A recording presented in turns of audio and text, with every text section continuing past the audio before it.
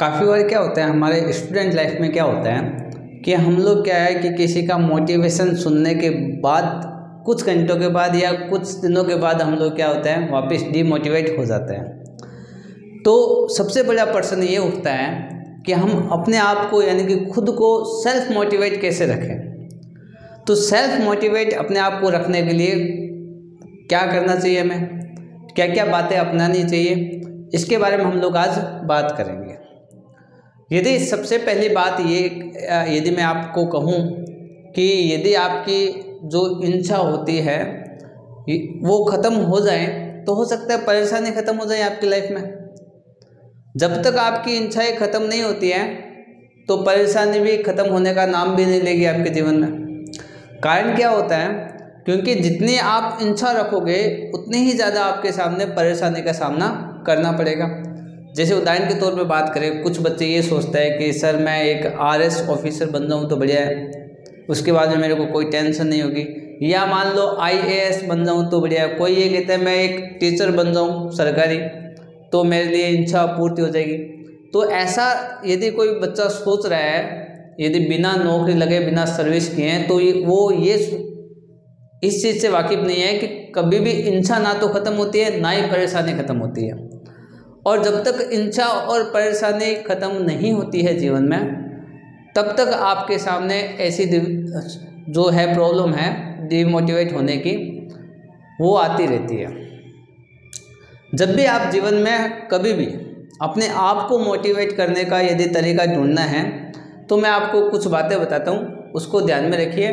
और जब जब वो बातें आप अपने ध्यान में दिमाग में लाओगे तब तब आप क्या हो जाओगे, सेल्फ मोटिवेट होना शुरू हो जाओगे अपने लाइफ में। यदि बात करें सेल्फ मोटिवेट की तो नंबर 1 पर आपको क्या है, ऑटो सजेस्टिव मोड होता है। मैं आपको दूंगा ऑटो सजेस्टिव मोड क्या होता है। एक तो इस पर बात करनी है हमें, auto suggestive mode. Auto suggestive mode का मतलब क्या होता है कि हम अपने आप को सजेस्ट देते रहें टाइम टू टाइम। जैसे उदाहरण के तौर पर, यदि मान लो आपके जीवन में कोई परेशानी आ रही है, आप डिमोटिवेट हो गए हो और आपको काम में मन नहीं लग रहा और चाहते हो कि मैं मोटिवेट हूँ, तो हमेशा याद रखो कि आपके जीवन में यदि आपको सेल्फ मोटिवेट होना है तो आपको एक ऑटो सजेस्टिव मोड अपनाना चाहिए अपनी लाइफ में। सबसे पहली बात ये आपको जाननी है कि ऑटो सजेस्टिव मोड क्या होता है। जैसे मान लो आप एक कांच के सामने गए और अपने आप से कहो, जैसे कहते हैं ना हम लोग अपने आप से कोई बातें करते हैं, वैसे अपने आप से जो भी है आप कोई भी नाम लेकर कहना चाहते हो कि यू कैन डू इट। आप हमेशा मिरर के सामने खड़े होकर एक ही बात बोलो कि इस समस्या का सामना आप कर सकते हो, यू कैन। एक ये मोड होना चाहिए। और उस समय ये जो मन होता है उसमें जज्बा भी होना है साथ में।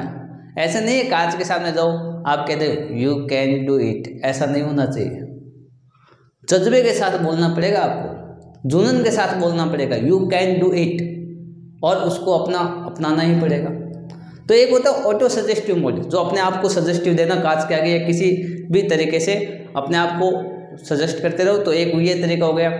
दूसरा तरीका कभी भी होता है कि यदि आपको परेशानी को देखना है, आपको ये लगता है कि जो मेरे जीवन में जो परेशानी आ रही है वो किसी और के जीवन में नहीं आती है, तो यदि इसी वहम को यदि आपको दूर करना है तो आप या तो कहाँ पर चले जाओ, हॉस्पिटल के जो क्या इमरजेंसी जो वार्ड होता है वहाँ पर चले जाओ, या तो वहाँ की स्थिति देखो, या जो निम्न स्तर का जो जीवन जी रहे हैं लोग उनके पास चले जाओ आप, और उनकी जो डेली रूटीन है वो देखो आप। यदि आप उनको देखोगे तो आपको ऑटोमेटिक ही क्या हो जाएगा, फील होने लग जाएगा कि इनकी जो परेशानी है उसके आगे हमारी जो परेशानी है वो कुछ भी नहीं है।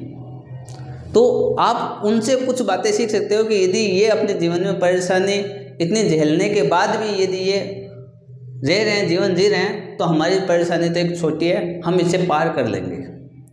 तो ये एक दूसरा मोड इसका हो सकता है। तीसरा मोड क्या हो सकता है इसका?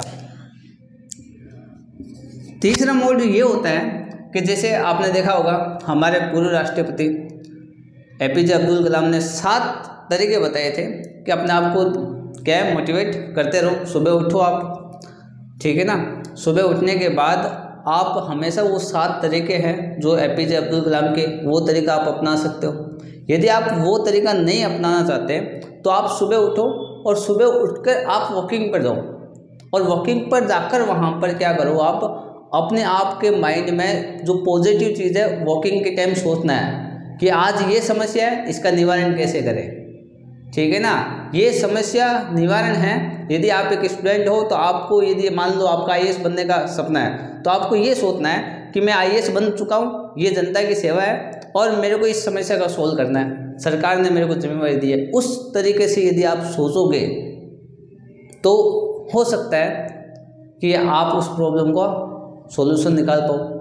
यदि मान लो आप उस प्रॉब्लम का सॉल्यूशन नहीं निकाल पाते हो तो आपके माइंड में आपको ये सोचना है कि यदि मान लो इस प्रॉब्लम की जो सॉल्यूशन मैं अभी नहीं निकाल पाता तो हो सकता है कि मैं एक प्रशासनिक सेवा बनने के बाद मेरे तो सामने बहुत सारी परेशानी आएगी। किसी भी तरीके की परेशानी हो सकती है। मान लो ऐसा ज़िला मिल जाए आपको जहाँ पर CM के जो खास मंत्री होते हैं वहाँ पर उनकी चलती है, वहाँ पर वो क्राइम करते हैं मान लो, और वहाँ पर आपको भेज दिया जाए, तो ये परेशानी है।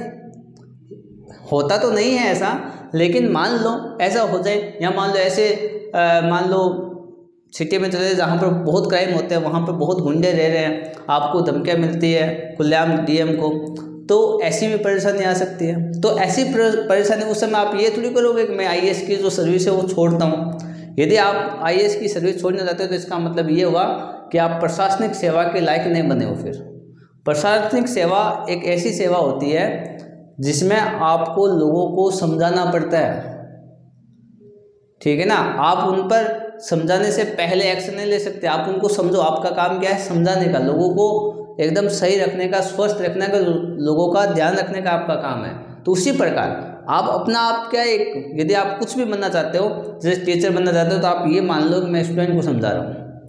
तो ऐसे जो तरीके हैं वो आप अपना सकते हो। यदि जो बंदे ऐसे तरीके अपनाते हैं वो खुद से क्या है हमेशा मोटिवेट होते रहेंगे। और यदि आप कभी भी जीवन में डिमोटिवेट होते हो तो ये 4 अपनाओ। और मेरी थिंकिंग ये कहती है कि इन 4 अपनाने से आपका जो माइंड है वो हमेशा बैलेंस रहेगा, कभी भी डिमोटिवेट की ओर नहीं जाएगा, ना ही ज़्यादा और कॉन्फिडेंस की ओर जाएगा। दोनों आपकी प्रॉब्लम है वो सॉल्व हो जाएगी इसमें।